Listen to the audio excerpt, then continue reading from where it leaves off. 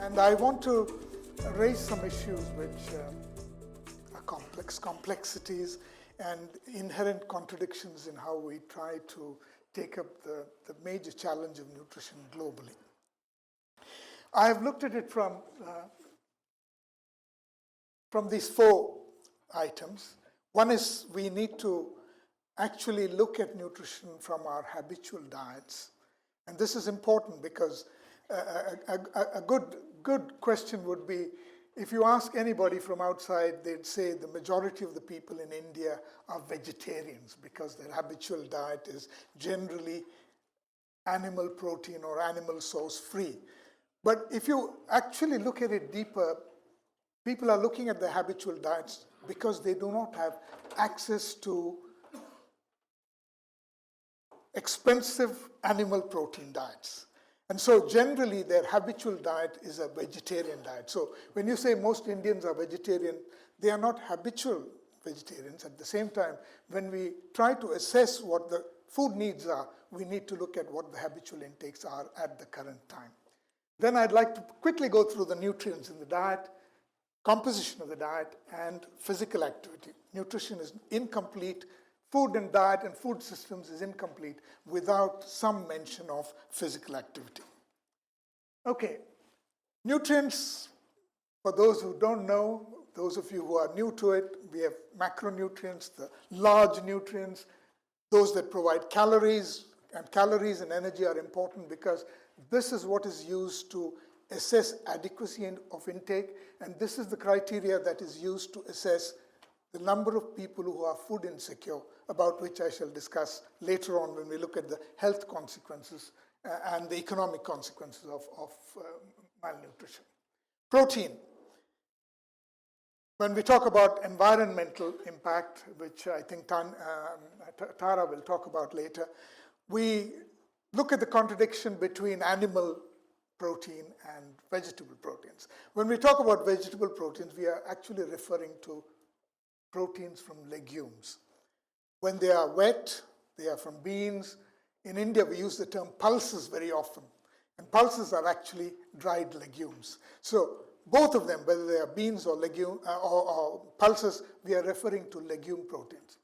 And if you look at vegetable proteins are actually adequate. They have a fairly good balance of amino acids, because when we look at proteins, we are looking at two important things. What is their amino acid profile, which is the quality of the protein, and how digestible is it?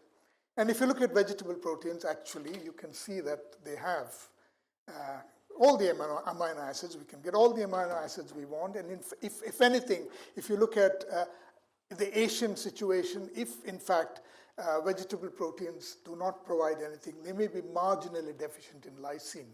And I don't envisage a situation where people, we cannot genetically engineer or produce hybrid varieties which have lysine content. So that is a problem that can easily be solved. Animal source proteins, on the other hand, are useful not only because they are animal source, they provide the protein, but also because they provide other nutrients such as iron, zinc, and they provide good quality proteins if they are milk-based or if they are animal source-based.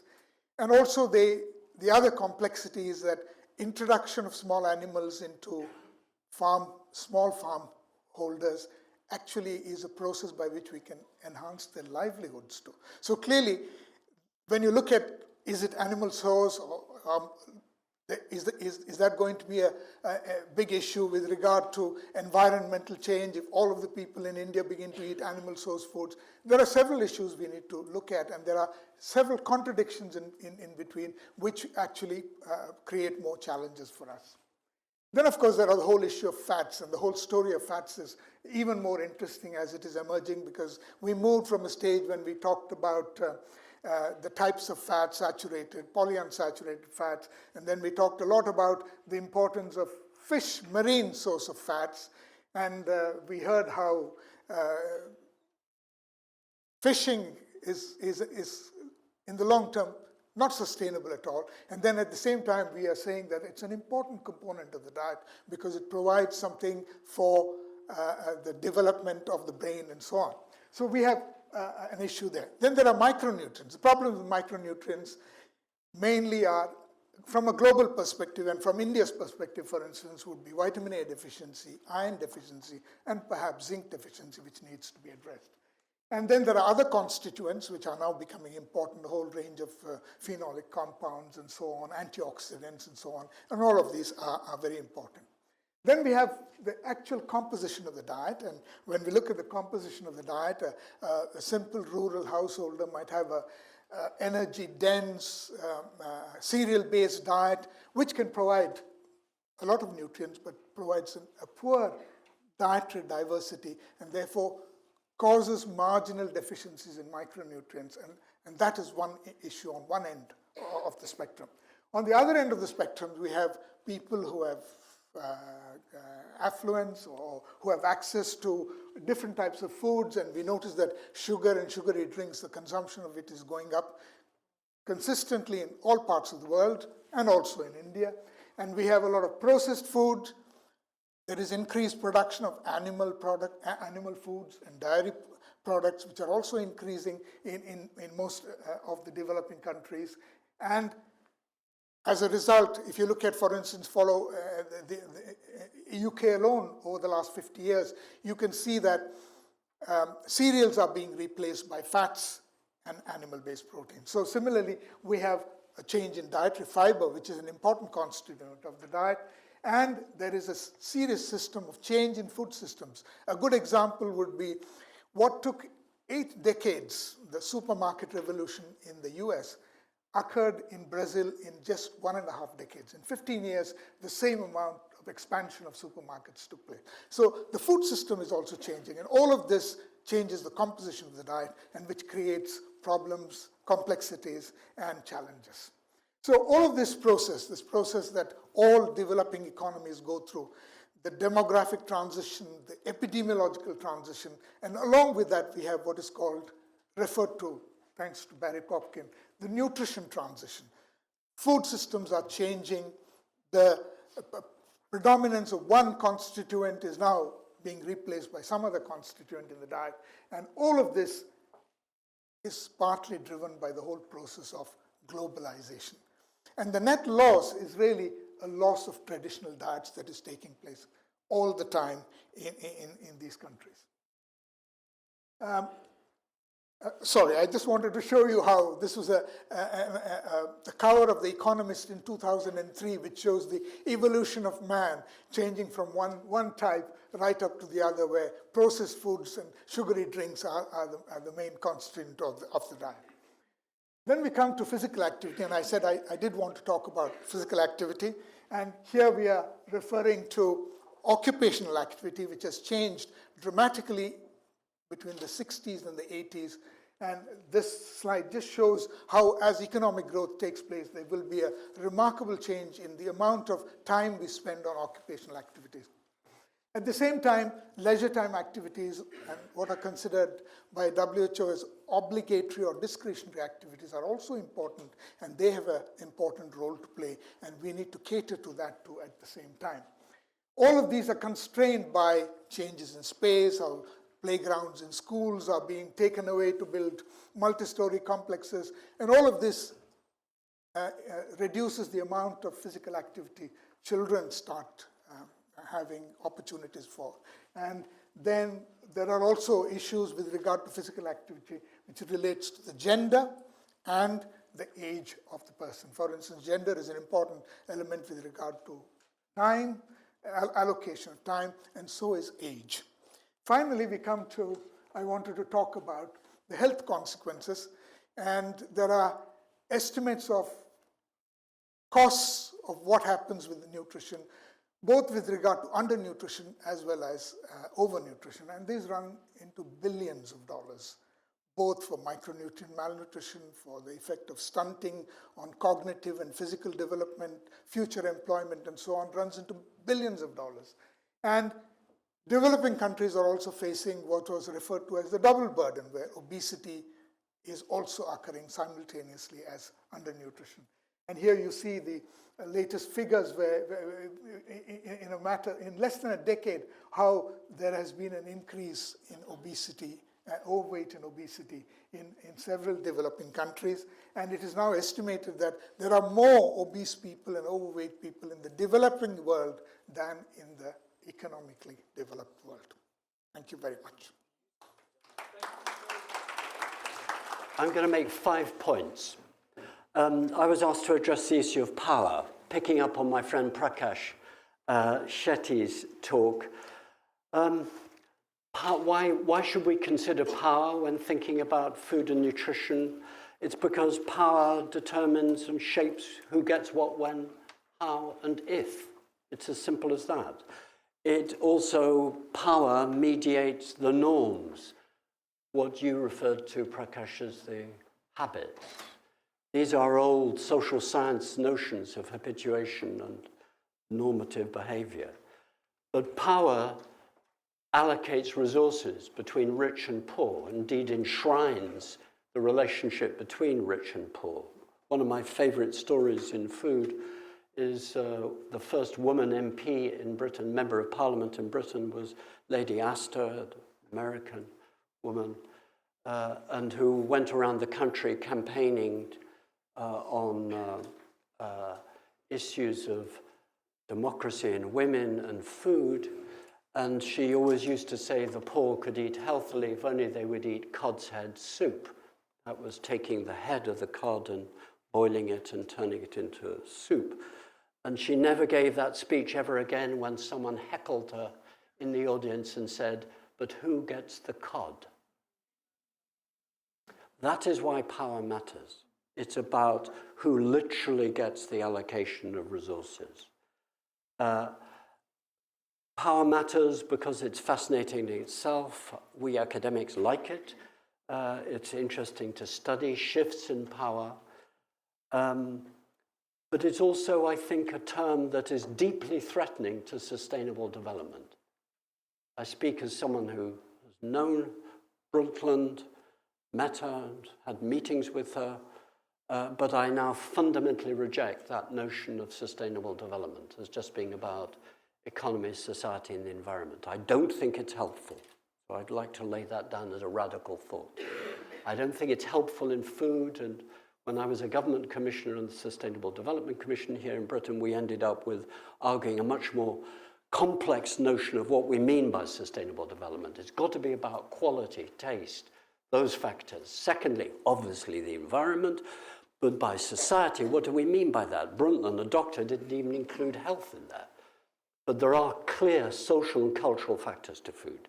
Fourthly, it is clearly important to think about health. It's not just nutrients, it's safety, it's all sorts of dimensions of what we mean by health. It's a relationship between nutrient intake and ecosystems. I think the most troublesome thing for the 21st century is going to be how to protect and indeed enhance biodiversity through diet, because it is diet which is destroying. The major driver, as Alex in that lovely opening talk about fish showed, it's food and human greed on food, or the food system's greed on food, which is actually the major driver of biodiversity. So I think power matters. Secondly, the reality is power is not fixed. It's fluid. It's affected by politics. We've got politicians in the room, people like me who are sort of in and out of that world. We study that, we're in it.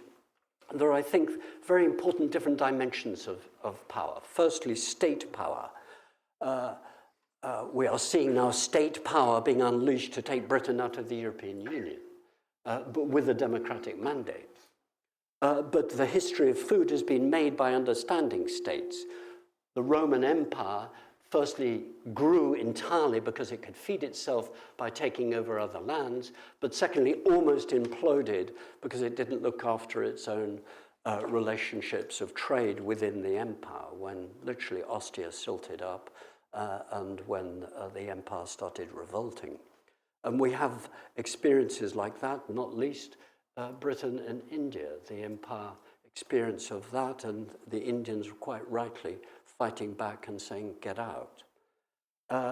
There are soft versions of empire and state power. Gunboat diplomacy has been used endlessly in food. The role of the United States in Central America, dollar bananas, banana republics, etc., etc.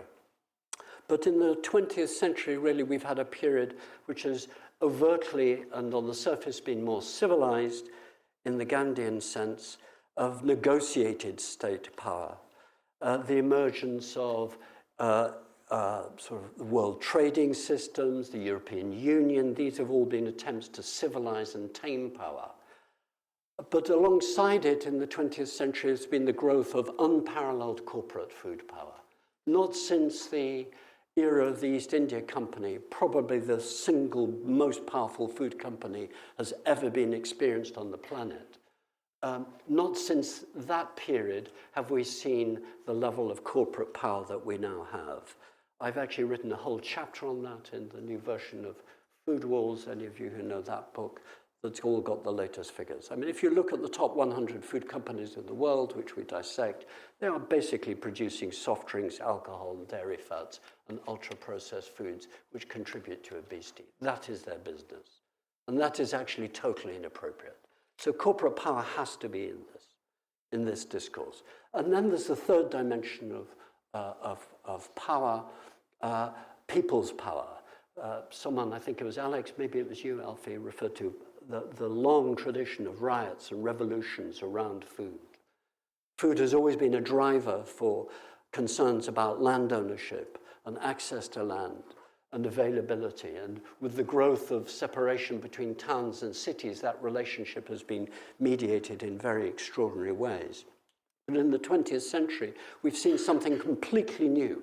With the growth of wealth and the distribution of income down, there's been the rise of consumerism, which in a sense is now our problem. Our problem is that there is such a large middle class, let's call it that, that is now the driver of ecosystem destruction. Which brings us on to where are we now? We are now in a world, the social science studies show about power, of no longer state power being the critical issue. It's not just dual power. The Washington Consensus, destruction of the state as a force for social good, and the retreat to that just being military power, very important though that is. The state role has reduced while the corporate power has raised, but it has also been accompanied by extraordinary economic concentration. In the European Union, the 3 companies out of the 3 million food companies in Europe account for 50% of all food sales. So this is extraordinarily unequal distribution of wealth and power. Prakash rightly referred to the process of supermarketization. One of the phenomena that late 20th century has had developed in the West, but now spreading worldwide, is supermarketization. The squeeze on primary production. Everywhere in the world, primary producers don't make the money. The money is made off the land. The squeeze on poor countries and on poor people continues in that process. But there are some paradoxical counter trends. Food companies, some of the very big food companies, the top 100 food companies, are actually now some of the most clear that they've got to do something about the environment. Some of it's very weak, very woolly, very thin, and indeed sometimes is very much about brand protection. There are more corporate lobbyists now than there are journalists working in government worldwide. Again, those figures are in our book. But there is something very interesting happening when companies which look 30 years ahead are now so worried about climate change that they pushed the UN into getting the Paris Climate Accord. But that is what happened. So it's not black and white. What are the reactions to food power? I think we have a new phase in food democracy, the rise of civil society. I think we've moved well beyond the era of green consumerism. I think the big debate that I'm involved in, Tara Garnett, my friend, and who's going to follow us. We're heavily involved in this. What's a good diet for the environment, for health, and for society, and quality and culture? These are very important issues, but I think one of the most interesting at the moment worldwide is the rise of city regions. I was in at Expo on World Food Day when 100 cities signed the Urban Food Policy Pact, saying that these are the forces that can cut through the impasse of weakened state and paralyzed large companies who want to keep people eating bad diets, but are worried about the consequences for themselves and the environment. So how does this affect our two plates? It clarifies and muddles that. It means that we've got to redefine what do we mean by progress. What's a good food system for the 21st century is our big common agenda. How can we get a grip of this when, frankly, policymakers have not got a grip of it? Well, that is what this conference should resolve. Right, so I thought about what those two plates were. What does it mean to be rich? What does it mean to be poor? And how do we deal with the fact that you can have rich and poor in in the same country? So I thought I'd start with a rich, educated person who knows a lot about nutrition. And I'd contrast it with a poor plate of somebody who is uneducated and poor. And those tend to reflect Western and Indian type diets. But the thing that's most striking to me is how all the proportions are so different. There's a bit of rice with lots of protein and vegetables there. There it's basically rice with the dal as a bit of flavouring.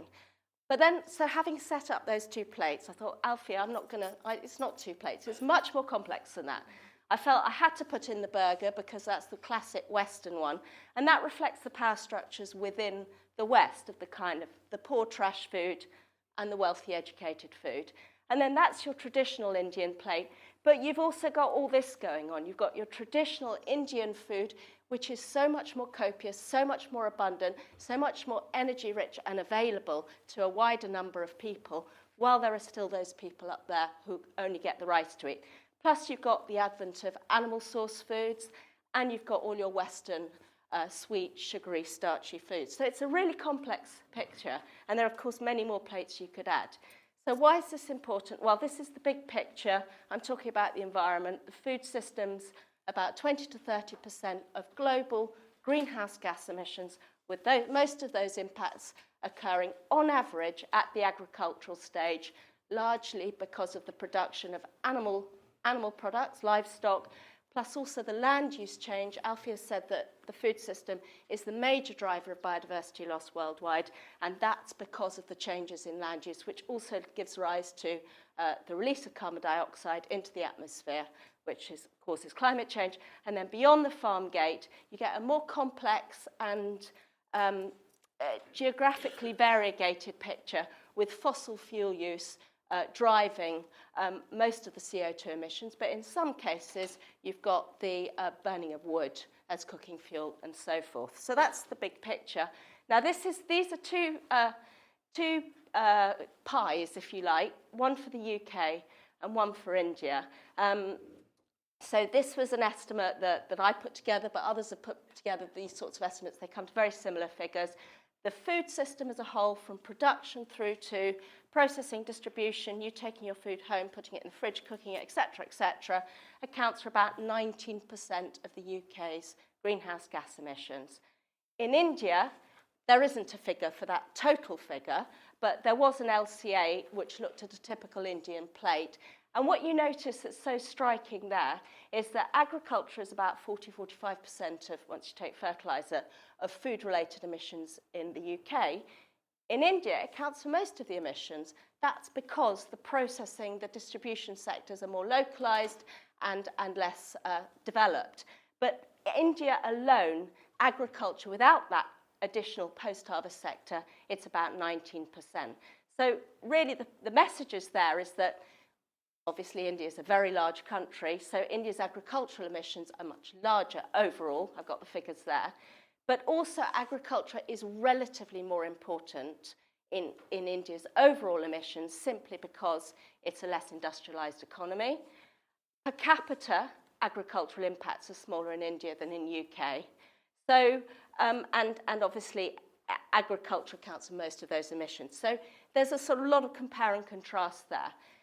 And this is my most depressing picture, really, which shows global annual greenhouse gas emissions from all sources. Food accounts for about 30% of those. Now, if we were to meet our Paris commitment of keeping the global rise in temperature to no more than 2 degrees, then agriculture would have kind of gobbled up all those emissions if we didn't do anything about it. And if we're going to go for the 1.5 degree commitment, we have to get into that tiny little bit there, which leaves us no room for anything whatsoever. So India, and what India does about its future agricultural trajectory, has a huge bearing on this. And I would say that we have lots of environmental problems caused by wealth, which do with excess, overconsumption, overabundance, overuse. But we have the environmental harms that are caused by poverty, insufficiency, degradation, along the whole of the supply chain. So I wanted to talk through that supply chain. So this is the rich plate. So we've got some very familiar sets of problems. We've got intensive animal agriculture, the livestock, the ruminants produce loads of greenhouse gas emissions in the form of methane and nitrous oxide. But we've also got your poultry production, which apparently looks more efficient, but of course it's dependent on feed grains, which are produced on deforested land in somebody else's country, somebody else's problem, causing biodiversity loss, deforestation, and so forth. Again, we've got lots of export. We've got products from all across the world exported, sometimes flown, often shipped into the UK. We've got pesticide use. We've got an inherent dependence on fossil fuels in the form of protected croppings. I could go on. There are loads and loads of problems. And then we've got this very smooth, efficient, always reliable distribution chain, which is predicated on the use of fossil fuels, from the lorries and the ships and the planes that transport our food to the refrigerated, access to refrigerated storage. Now, there are upsides to this, which means that very little food is actually lost in the form of waste because of all this. But of course, it's very energy demanding. And I wanted to show that, just to show that we have access to everything, always, from everywhere. And we now have our habits and our consumption patterns that are predicated on the assumption that this will continue. And we might need to question that. And then, of course, we've got our home cooking environment, our restaurants. Again, the story here is energy, fossil fuels. And then we've got waste. And the weird thing is that we have this wonderful waste-avoiding technology called the fridge, and yet we waste food because of our fridges. It becomes a sort of black hole. And because food is so cheap that we can afford to throw it away. And we can think of other ways of thinking about waste, which is one in the form of obesity. It's food you don't need, which is being consumed, or the feeding grains to animals that could be consumed more directly by humans. So all that is at environmental cost because of the waste of embedded emissions associated with the production and distribution and consumption of food that is not needed or even thrown away. So now we have the poor plate, and you get a different set of problems. You get insufficiencies in the soil, okay, because the soil is not nourished. It's like the people. You don't have the necessary inputs, whether organic or inorganic. You get crop damage, crop losses due to insufficient crop protection, again, of whatever kind. You get deforestation, and that's a story of often being pushed off the land by those rich corporations. So you have this unholy interaction between the rich and the poor. You get animals that are living off plastic bags, and they're producing loads of methane and not very much of anything else. So you get that story of environmental problems caused by inadequate nutrition on the part of the animals. And then you get this, which is also the rising use of so-called Western inputs, such as chemical, pesticides and so forth, but often low-grade, obsolete, banned chemicals, which are causing huge environmental harms to people as well as to the environment. Storage distribution, again, this is the environmental problems caused by lack of refrigeration, lack of adequate storage, causing damage, causing food that is grown not to be consumed. Again, poor transport distribution, things not getting to market, food spoiling. And then you get the cooking and the eating. You get all the environmental and the personal health problems caused by filthy cooking stoves, coexistent with these new modern retailing formats. And then you get this kind of waste, which is, again, a waste of opportunity, a waste of all the embedded emissions associated with getting them up to that stage, and then they're just not edible to be consumed, as well as all the health problems that arise from that. So the plates are merging as diets transition, as the food system becomes ever more globalized, and as people move to cities. And I think I just wanted to highlight these sort of things that I was thinking about Indian food. So fat, so the vanaspati ghee, which is basically palm oil, which is somebody else's problem in Indonesia, deforestation there. You get these dependence on a globalized supply chain here with the advent of packaged foods based on refined carbohydrates and sugars that may or may not have been produced in India. You get the influx of Western ideas about what we eat and the rise in meat as well into the diet. And then you get the fruits and vegetables and ideas about cosmetic perfection and all the pesticides associated with that. So it's a really complicated picture. And as we've already heard, the face of poverty is changing. So it's not that the poor are thin and the rich are fat. It's much, much more complex than that. And we have to deal with all this in the context of planetary boundaries, the fact that we broach the environmental limits at our peril, but that we also have to deal with issues of justice and equity that Tim's talked about. And so what does a plate that tries to kind of keep within these limits actually look like? We don't know the final answer by any means, but we're getting some kind of preliminary understanding that a diet that is lower in environmental impacts and consistent with good health is probably possible, but it is an arranged marriage, not necessarily a love match. And it probably doesn't look that different from this. And I've included here some dal, some pulses, some chapatis. I've avoided rice because of the methane, some vegetables, and a small amount of animal protein. And there's loads more work to do, and I've run out of time. Thank you very much.